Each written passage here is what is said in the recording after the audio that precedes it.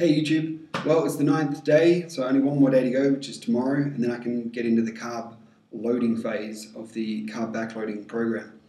Didn't do a video yesterday or the day before. We're actually out of town staying with family, and there wasn't anything significant to report. As it was just a normal day. Diet went well.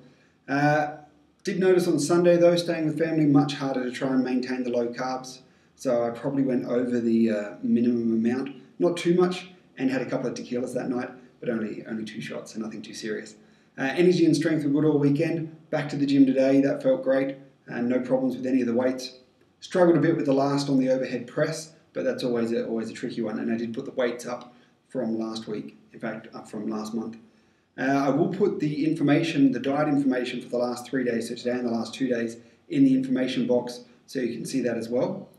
And that's really it for today. Tomorrow I'll do the longer video with the visual update. I'll also include in the statistics underneath the video in the information box all the new measurements, so we can see if anything's changed there. And then once I get into the program proper, beginning tomorrow, I'm going to go to a once a week video so we can actually see some changes hopefully and get some more information. So on the eve of the final day, tomorrow night, I'll be able to have carbs. So this is really the last day with the very low carbs.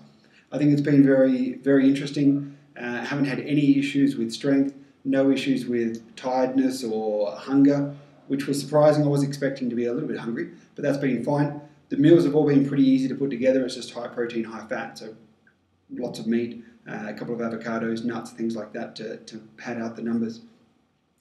Overall, I don't think there's anything I'd change in the way I went about this 10 days. Perhaps starting on a Wednesday so that you had that first weekend early, so it would be easier to stay focused. Perhaps might be easier, and then you finish on a Friday.